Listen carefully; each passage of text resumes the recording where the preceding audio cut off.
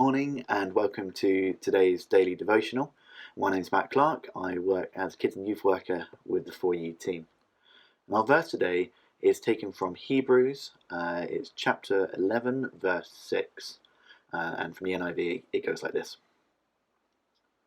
And without faith, it is impossible to please God, because anyone who comes to him must believe that he exists and that he rewards those who earnestly seek him.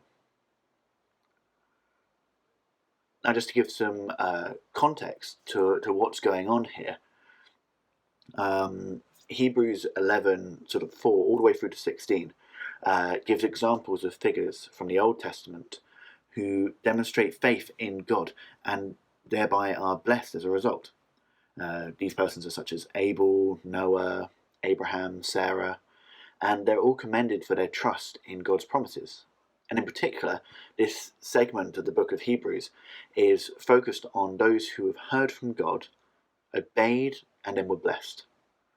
So while these actions are really important, the common theme of these early references is just obedience to God when fulfillment of his promises seems distant, seems not here. So this passage kind of explores a similar idea, but the context is really important because those demonstrating faith, it's of those demonstrating faith in the face of a more immediate hardship. So it's God, or godly faith, is just defined as trust in my heart. Relying on God when looking to the future and obeying even when we don't fully understand the details. There's really brilliant figures in the Old Testament, such as Abraham, Moses, David, and they all live according to this type of faith, this idea of ultimately just trusting God's intent to make good on his promises. From a sort of an internal perspective, the idea that God has been and always will be and always will fulfill his promises. This model of faith that's presented is, I take to be inspiring, and it helps me to feel more confident and purposeful in my faith.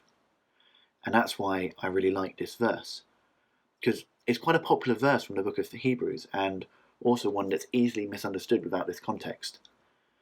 Taken all by itself, the verse presents a truth which is fairly easy to understand, namely that God's first and foremost concern is just with our faith, our attitudes towards him and trust in him, rather than our actions.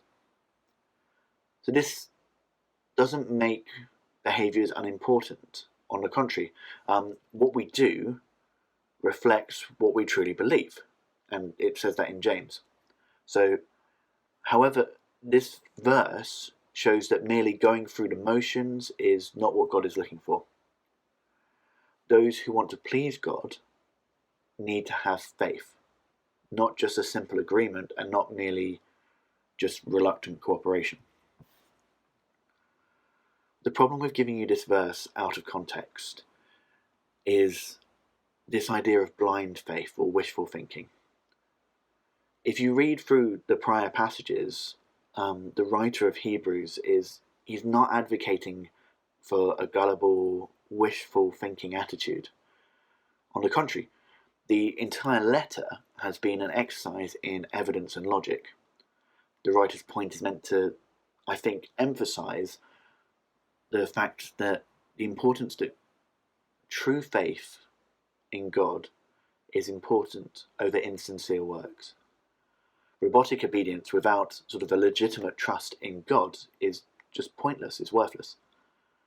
So this lesson is given as part of a description of Old Testament figures whose actions prove their faith. How does this relate to us now? Well, it can be easy to log on to church, or it can be easy to say stuff But I think the more important thing to take from this passage is what is in your heart. Are you truly doing and saying things because you want to be in a better relationship with God? Or are you just doing and saying things because you're going through the motions and you've lost the heart of it?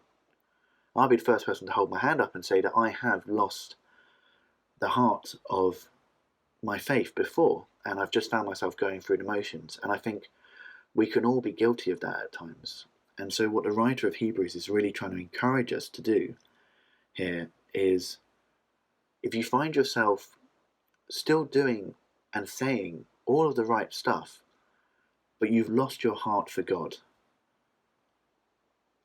that is the most important time to take a step back, to cover yourself in prayer, to cover yourself in scripture, to come back to things like the book of Hebrews here and fall in love with God again. Because we can't do anything without that relationship with God, and there's no point in even trying to do the best of works if we don't bring God in with us. I hope you found this helpful, and I hope that if you feel that you do need to reconnect with God, that you can reach out to any of us on the team or a friend, a family member, someone you trust, and ask them to pray for you, as I will now, to reconnect with God. So dear God, I pray that as you are always seeking us, as you are always looking to connect and go deeper with us, Lord, I pray that we find the will to let you back into our lives, that we find the courage to own up and say, I need more of you, God. Lord, may you fill us afresh with your love.